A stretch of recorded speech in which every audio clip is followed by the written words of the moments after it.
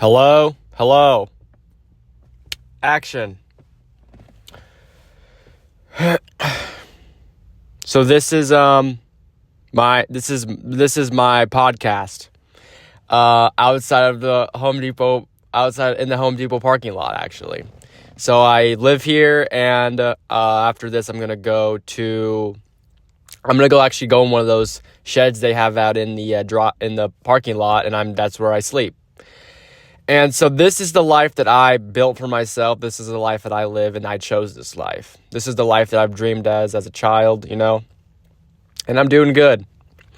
This is the beginning of the podcast, and people will see me grow very fast. People will see me grow fast, and they will say, "Are you working?" They'll say, people will see me. They'll think I'm an industry plant. How fast I'm growing. They'll think I'm an industry plant, growing so fast. They'll look at me and they'll say, "Are you working for APAC?" And when they ask me this question, I'll look at them and say, "That's interesting that you say that. That's interesting." But this is my life. This is my podcast, and I just wanted to make this, honestly, for myself. I just wanted like a diary or something. I'm taking the seatbelt off because I'm getting cozy right now. I'm getting cozy. I'm getting cozy in my Honda Civic, in my white Honda Civic outside of Home Depot. I'm getting cozy out here. Are you cozy? Or you're at? Are you cozy where you're at? How cozy are you? Can you be as cozy as I am right now? Do you have the dignity to be as cozy as I am? I'm so cozy out here. This is my white Honda Civic.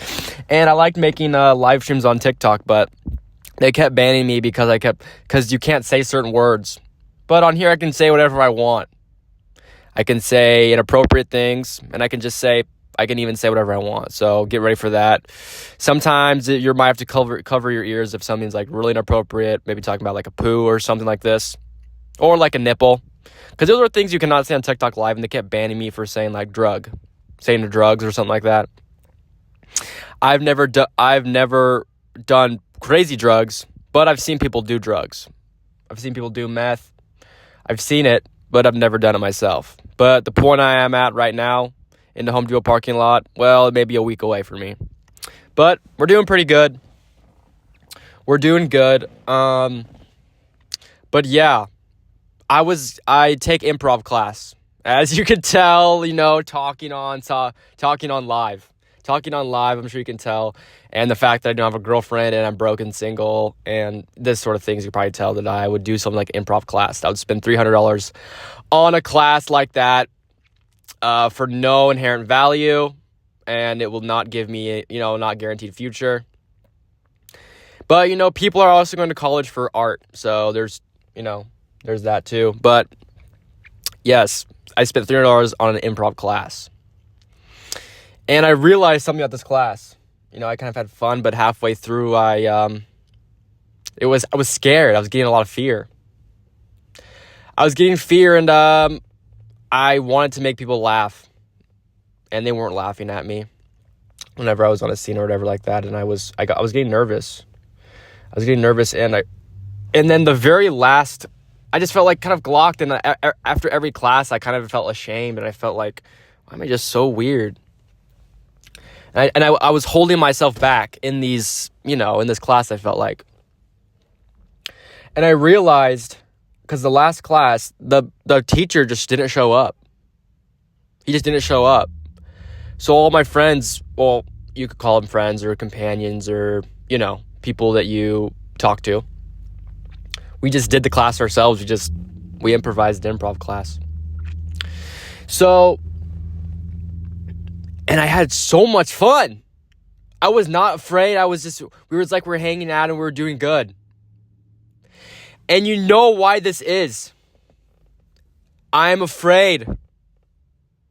I'm afraid of failure. I'm afraid of people telling me, what's it called when someone gives you constructive criticism? I can't take constructive criticism. Sorry, I realized this. Because I would do a scene and he would say, no, don't do that. I would say a joke or something. He said, no, keep it positive. Keep it positive. Just keep it. He would stop the thing and say, keep it positive. And oh yeah, okay. So I felt a little bit stuck. I felt stuck. And I realized that in the last class. Because I felt like I was flowing at the whole class. I felt like I was flowing. I was doing good. I'm afraid of people criticizing me. Insecure and afraid. And what does it tell you about myself? Am I unable to grow? Will I ever make it outside of the Home Depot parking lot? Will I have to live in a shed forever for the rest of my life? Because when someone tells me don't do that, I squeal and I squirm.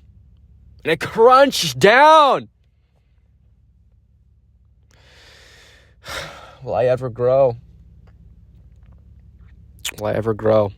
This tells you that after this, I started looking back on my life. And I remembered this time that my mom, I was going on a lake, and I was on a lake one time with my mom. And she said, make sure you just don't go far on the lake. And I went farther than far. I went as far as the lake can go. I was on like a little paddle boat. And I was paddling my way on this little lake, and I went so far on this lake. And she just said, just make sure you do not go so far, Chase. We want to make sure that we can keep track of our son, so we know if he's safe and not drowning. And I did not listen to my mom. And I kept going down this lake, paddling. I said, I can take responsibility for myself. I'm a responsible kid. I'm an adventurer. I break the rules. And I broke the rules. I thought I was cool. I thought I was awesome. And I come back and she grounds me. She grounds me, and I remember the feeling of having to be grounded. The feeling of my mother saying, you're grounded. So I wept. Tears dripped down my eyes, and I felt shame. It literally felt like I was dying. How could my mother criticize me like this? How could my mother criticize me like this, I would say. I thought to myself. And I wept. I wept. Because I was a baby. I was a wah-wah baby, and I wept. Because I was unable to take criticism. And I remember that feeling. And I think it's the same thing. I never got over that. I never got over that. I'm still a child. What am I going to do? It's foolish. It really is foolish. It really is foolish. And I will say, okay, yes, I'm blaming some of this on me. But also my teacher, he never said I did anything good. And maybe as a teacher, you should say things like, you know what, good job. Just a little win. He said the class was good, but no, he never came up to me and said I was good. But no, actually, you know what? I think I'm the fool. I think I'm the fool, and I'm too afraid. Too afraid of people to criticize me, and I'll never grow because of this. This Home Depot parking lot was built for me.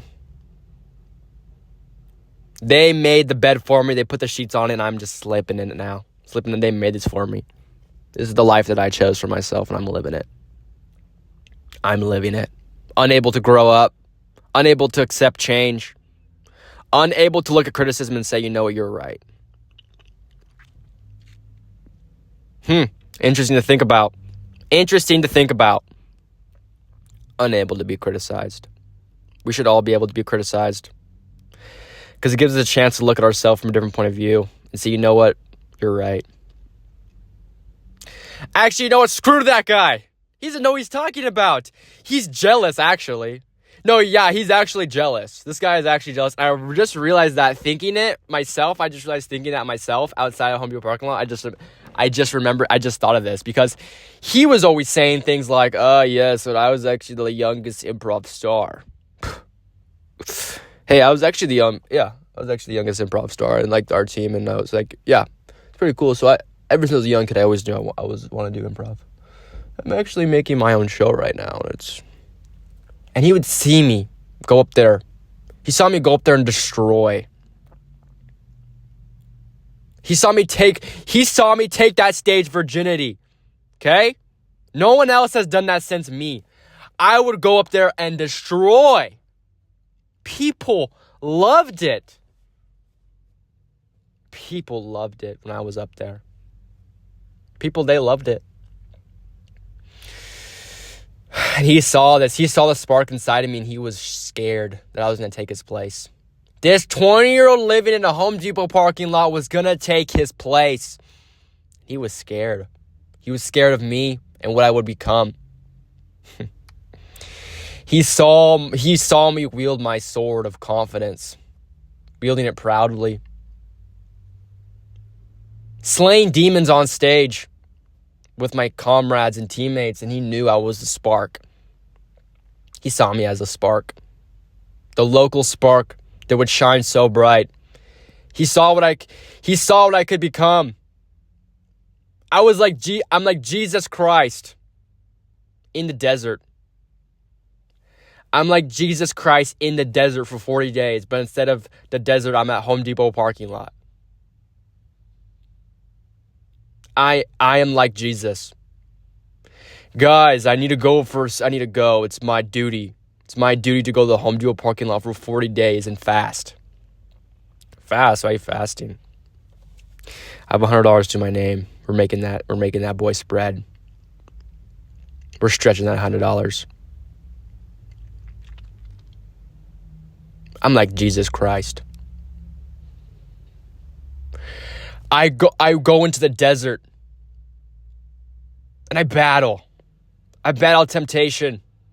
Trials and tribulations face me. And I look it dead on.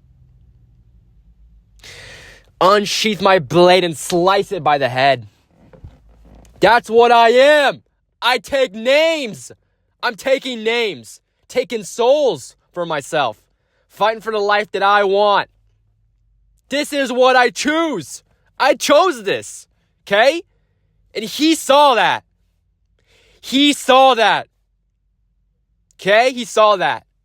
He saw what I could become. He saw my attitude. Saw a spark inside of me. And he looked at me. He looked at me with oval eyes and a booger dripping from his nose from pure shame. And he knew what he saw. A child. A child of war. A child destined. A child destined for the stage. It's actually funny to think.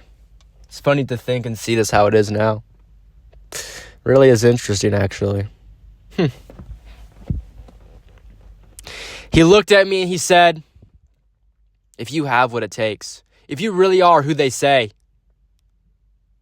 then rule over all of them. Rule over all of them. I looked at him and I said, no, it's not the way. I did not come here for this purpose. I did not come here to rule over the material world.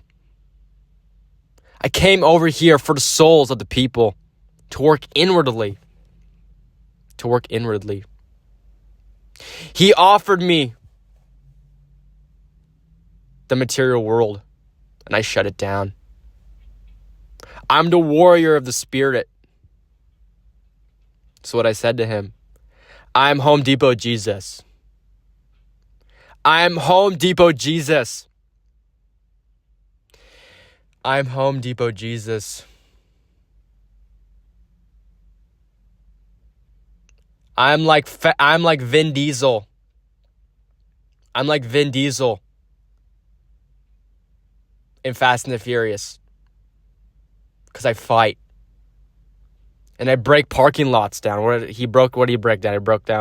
He broke a big street or something. Go watch that scene. It's really awesome. Okay, it's really cool. I'm like Vin Diesel, crucified on a Mercedes-Benz, taking the shame that I was born with. Taking the shame. Taking the pride. Taking the lust that is in my soul. I don't even know what I'm talking about right now. I don't even know what I'm talking about actually right now. I don't even know what I'm talking about right now. I think I had something and then I forgot. Basically, what I'm trying to say is I'm Home Depot Jesus, okay? I'm Home Depot Jesus because everybody says you cannot do it. Who are you, this guy living in the Home Depot parking lot?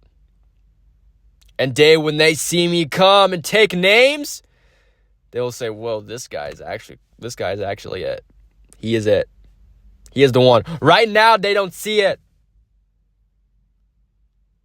but they will. How many dollars did Jesus have? How many dollars did he have? I probably have more money than Jesus did.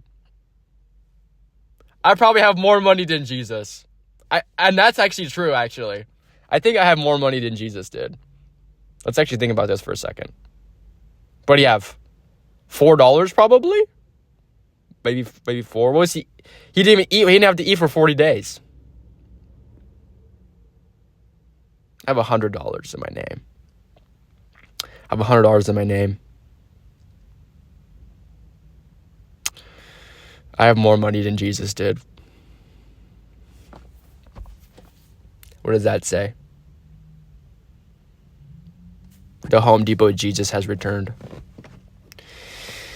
And instead of preaching the word, the good news, I talk to my iPad. And I post it on YouTube.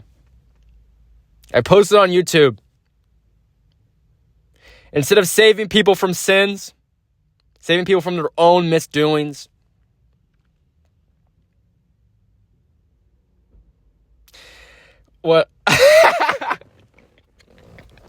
instead of saving people from their own misdoings, saving people from their sins, and saying there's a second chance, instead of giving people a second chance, I tell people the truth. I belittle people. I belittle people for my own good. I lie to people's faces. I push them down. I lie to their face. I lie, cheat, and steal. I lie, cheat, and I steal. It's the only way to succeed. It's the only way for Home Depot Jesus to succeed. Lie, cheat, and steal. It's the American way. It's what we're built on. It's the only way that I can succeed if I lie, cheat, and I steal.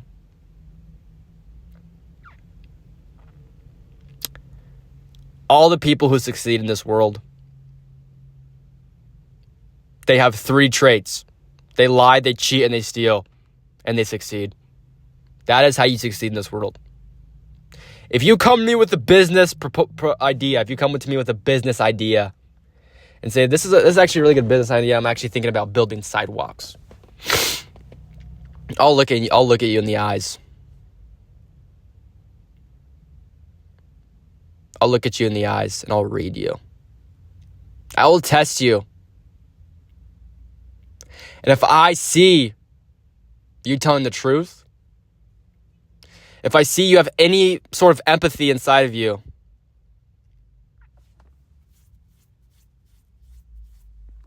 I will uppercut your chin so hard, your teeth will shatter under my fist.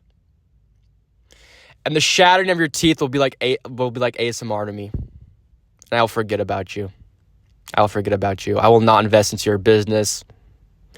Yeah, if you come to me and you lie to my face, if you cheat me out of money, if you steal from me, I'll know you succeed. If you want me to invest in you, maybe don't do it to me. But if I knew like you did it to somebody else, if I knew that you lied to someone else and cheated someone else and stole from somebody else, then I would. Then we could be like investment guys together. Basically, is what I'm trying to say. That's what I'm trying to say. Yeah, that's what I'm trying to say. Because if you do it to me, then I'll be in the Home Depot parking lot watching videos of you on, Facebook. Seeing you in a big mansion, I'll say, well, I knew this guy.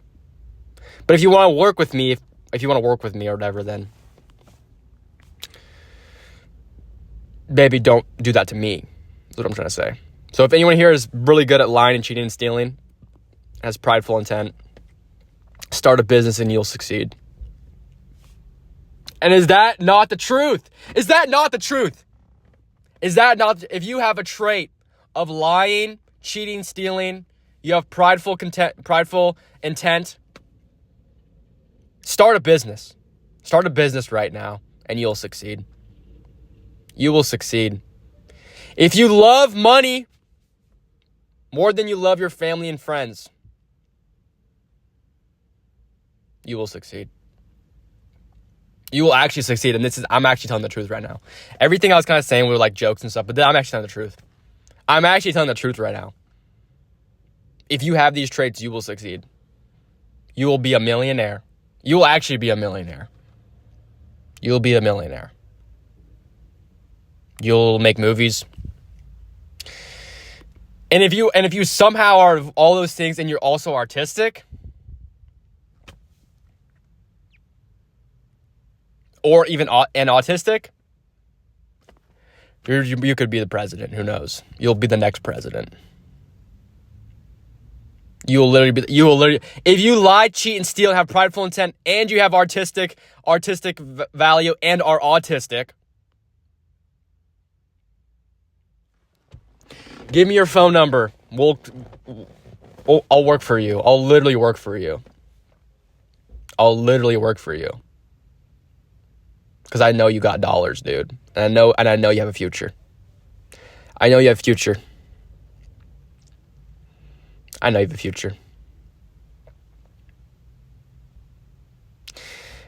And who are these guys walking? Is that father and son walking down there? This is so pretty. I love to see this kind of thing. I love to see this kind of thing. This is true father and son business. I pray for the day. I pray for the day. Uh-oh, I hope this guy doesn't come talk to me. They know me well here, living out here in the Home Depot parking lot. This is why I do what I do. I pray for the day that when I'm 35 years old, my dad hits me up and says, son, let's go to Home Depot. I got to go get something for you. I got to go get something. I'm working on a shed. I hop into my father's white truck. We drive down the highway. We chat a little bit. He talks to me about football and says the Dodgers, they're doing so good. And I nod like this. I say that is so true. And I never watched football. I can never get into it because I don't know if you can tell, but, I do improv class. And I draw pictures in a cafe.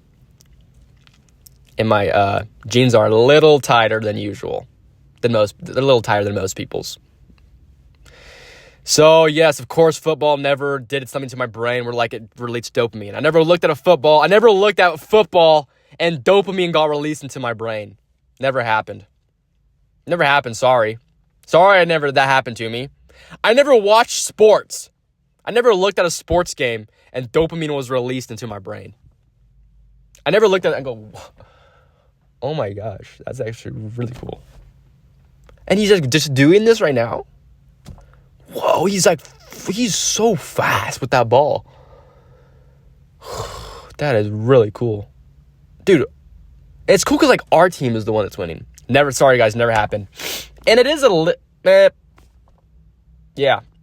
Sometimes I feel ashamed about it because it's just something that's so easy, you can talk to someone so easily about that stuff with.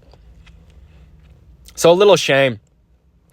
But I can play it off cool, trust me. I think I know enough about it, I can play it off cool. So I'm in the truck with my dad, and he's talking to me about the NFL, and I'll say, yes, that's so true. And then we walk into Home Depot together, just me and him. Your mom, she's been just wanting a shed for a long time. So I just thought we could go get some plywood together. And that is love. That's love is what that is. It's love. And you'll help your dad move plywood to his truck. And those are the memories that are worth cherishing. True father and son memories just like that. And that is what it means to be a man. Growing up a man, working for moments like that, that you could move plywood with your father to his truck. I pray for days like that. I pray for days like that. So if you're a girl watching this, that's what it's like to be a dude. And that's the dreams you have. You want to make your daddy happy. That's all it is. That's all it is in this world, dude. That's all it is in this world. As a dude, you only care about two things. Making your dad proud and making your girlfriend proud. Making your wife proud. The hell is he doing with that? God, bro, what? What is he shooting through that tube? Sins, apparently. That's all they all are doing. Bro, you can't be doing no good with that. Except for sinning. What is he shooting through that thing? Dang, dude. Yeah, what are you doing with a tube that big? Get that guy on a list right now. He should not be allowed walking around Home Depot willy-nilly. What was I talking about again? Oh, yeah. As a guy, you only care about two things in life. Everything you do in life is for two things. Making your dad proud and making your wife proud. It's the only two things you want in life. It's the only thing we work for. It's the only thing we care about. Mama, she gonna be proud of you no matter what. You could be bumming, living in her basement. She will look at you with care in her eyes. She'll say, you're doing good. She'll push you along the way. But your father, he needs you to fight. Your father wants a fighter. So that's what you do. You are born into this world and your mother looks at you. She is proud. She already put in the work. That's all she needs. You just as you are. But this is the duality of man. The duality of the family. Your father, you shoot out of her like this, juiced up or whatever as a little baby. He looks at you like this. He's waiting for you to open an LLC. He is waiting for you to open an LLC. If you are not shooting out of your mother, juiced up, looking like a Jello baby, and if you're not right there signing a paper to open an LLC right then, he will not be proud of you. And this is what pushes us as men. This is what pushes us. People are too afraid to admit it, but it's true. It's true. That's why we do everything. That's why we do everything we do. So our dads can look at us and say, let's go to Home Depot. Let's go to Home Depot. Your mom, she needs help on a shed. Let's go. Let's go move some plywood. So you can build a life worth living. You can show it to your father and you can say, you know what, you did good.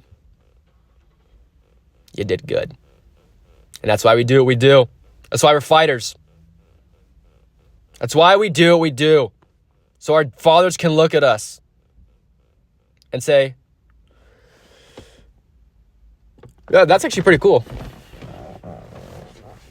That's actually pretty cool. You did what? That's cool. That's why we do what we do. That's why we're fighters. That's how men are born into fighters. If you want your son to be a fighter, and this is actually true. If you want to have a son and to be strong and to be a fighter, and I just thought of this actually. I just thought of this because I'm thinking about this. If I want my son wait, we're actually tying things all around right now. If you want your son to be a fighter, to be the king of the material world, to take names, like I said, have the traits of to be a liar, a cheater, to have hunger in this world, be a terrible person. Do not ever be proud of your son. If you want your son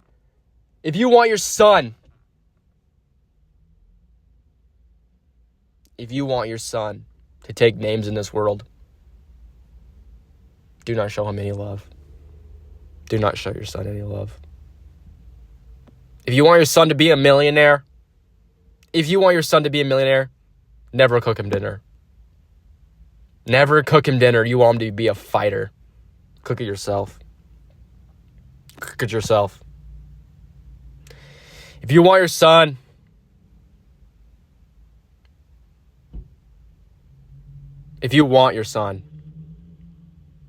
to be a millionaire, to have unbridled content, what's it called? Criticism? Conversions? Dude, I don't even know what that's called. Wait, let me think about it for a second. Contentment, like when you're rude to somebody. If you want your son to be a millionaire, do not show him any love or affection or anything like this. And that is why I'm here in the Home Depot parking lot, pretty happy. That's why I'm pretty happy right now. That's why I don't have a lot of money, and that's why I'm broke, and that's why, because my father, he was a good guy. So that's why I'm here right now. But if you want your son to have the personality of an addict, be cruel. Be cruel to your son. Be a terrible person. Maybe he'll be a millionaire. He'll be a millionaire.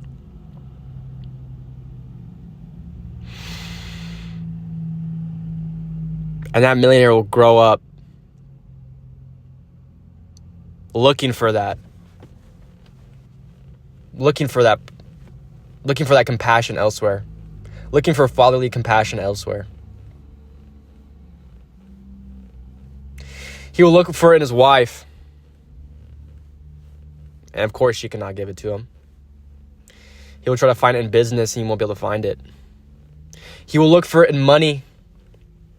He'll say, maybe if I have enough money, people will give me compassion. Maybe this money can make me feel proud of myself, but it won't be enough. No matter how hard you fight, you will never be proud of yourself enough. No matter how many cars you obtain, how many girlfriends you get, you'll never be proud enough of yourself, because it won't be enough. As long as it's not your own father, it'll never be enough. Yet you will have millions of dollars. And you have a lot of hot ladies around you. But every night, you'll feel shame. But you'll be a millionaire, so that'll be good. That'll be good. That's okay, right? That's okay. So, Dad, why did you give me a good life? Because look at me now. Making funny jokes on the internet. Home Depot parking lot. And I'm doing good. So, if you want your son to be a millionaire, do not show compassion to him. And I think that's pretty self-forward. And the other one, your wife. Just want attention from your wife. You need those two things. Because this girl is someone you always have to, give to, and you just want her to think that's all I care about. If I make a joke, if my wife and my dad laughs, that's all I need. Sorry.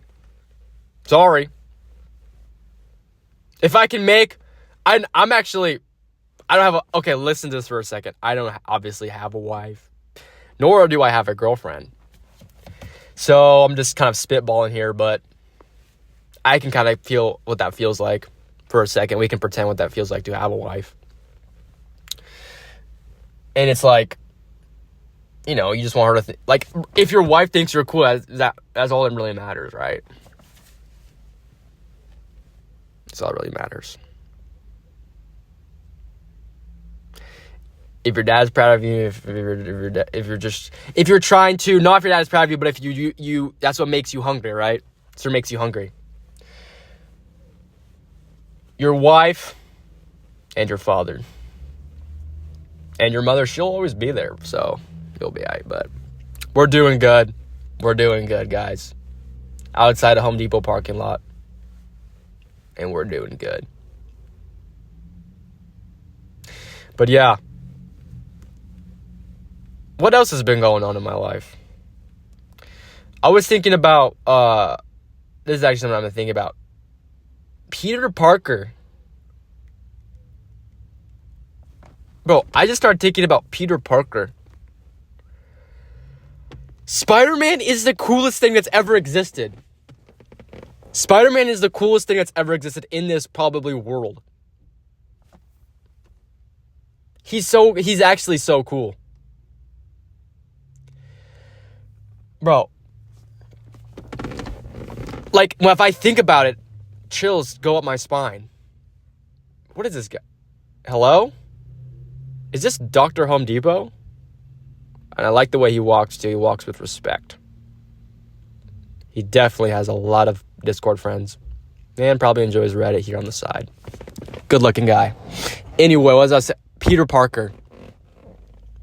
Peter Parker is the best thing you'll ever see. Peter Parker is is literally the coolest thing to ever exist. Spider-Man is the coolest thing to ever exist. If you just think about it, if you look at a picture of Spider-Man, you just go, hell yeah. You look at a picture of Spider-Man and you go, hell yeah, that's so cool. That is the coolest thing I've ever seen in my life.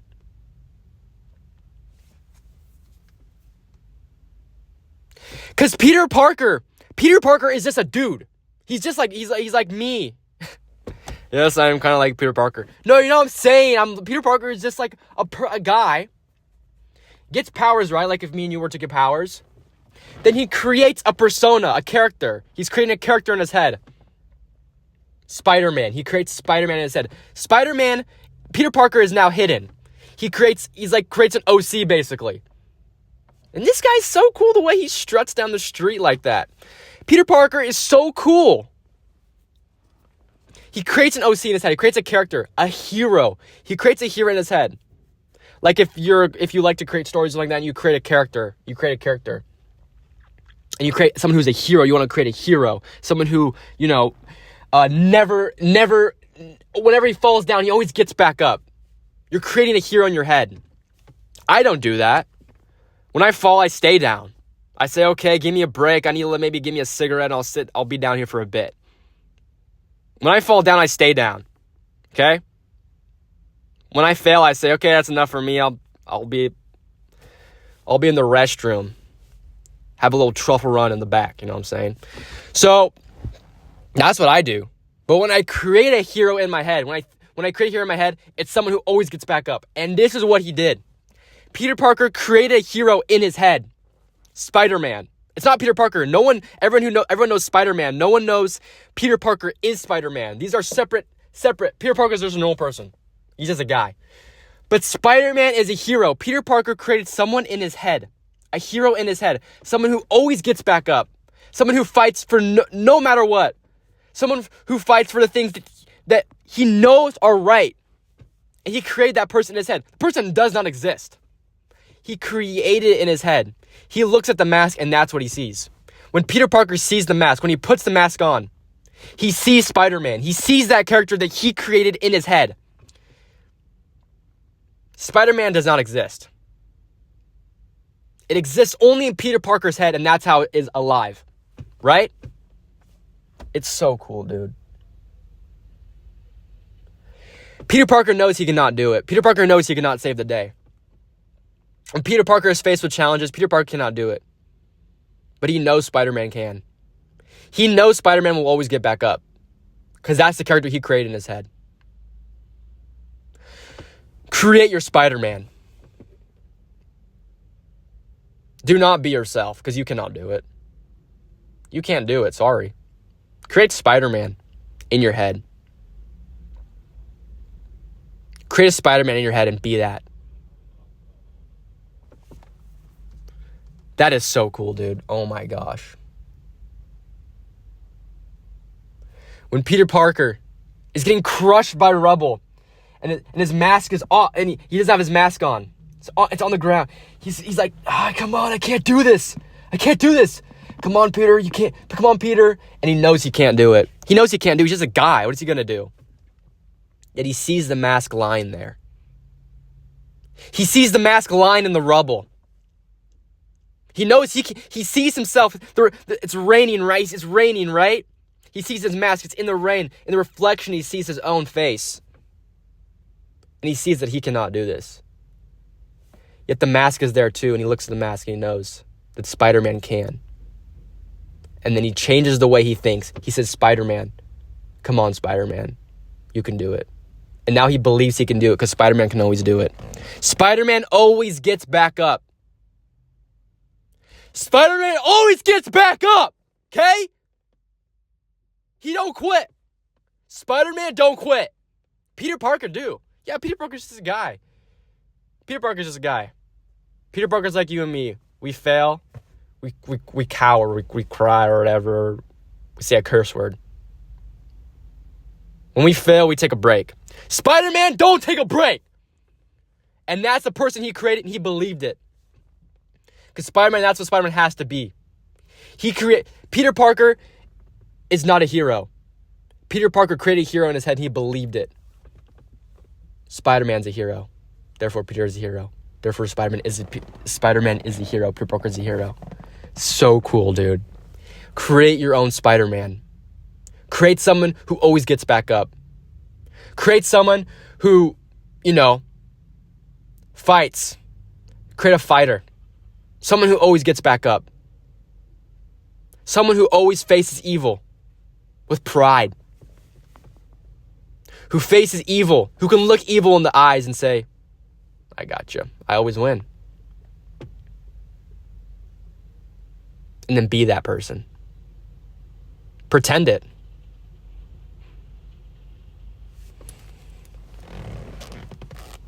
You know what I'm saying? When I put this sweatshirt on, I'm no longer Chase.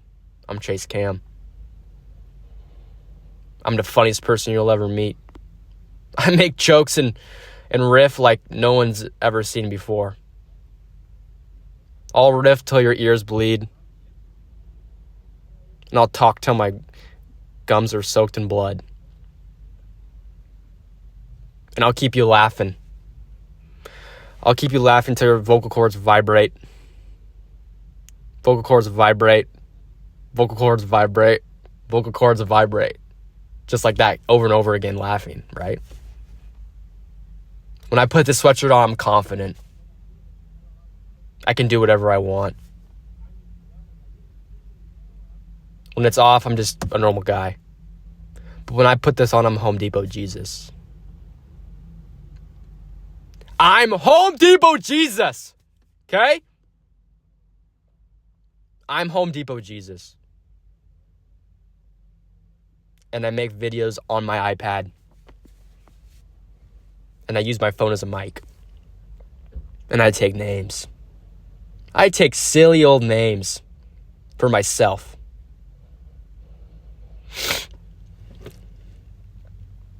And I fight for the life. Wait a second. Spider-Man Peter Parker doesn't even have a dad, and he doesn't have an uncle. And that's why he's a fighter. Oh my gosh, all the superheroes don't have fathers. And that's why they're fighters. Because they have an infinite vast hole that will never be filled. Oh my gosh, dude. What are we? We're discovering things that have never been discovered. I'm like homeless Indiana Jones. Oh my gosh, dude. See, these are things you will not discover out of any other podcast. Only the Chase Cam cast will you see these sort of things be discovered and, in my industry plan. Guess I'll just have to see once these views start boosting up. You know what I'm saying? In my industry plan. Do you work for APAC? Me? That's interesting that you say that. I'm Home Depot Jesus. With this on, I'm Home Depot Jesus. When I see this, I know. I always get back up. I always get back up. Who's your Spider-Man? Who was your Spider-Man? Come on, dude. Don't be yourself. Don't be yourself.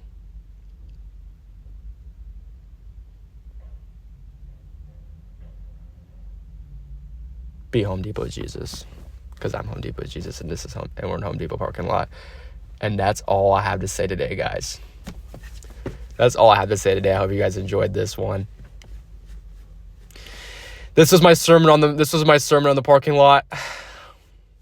Home Depot Jesus, out.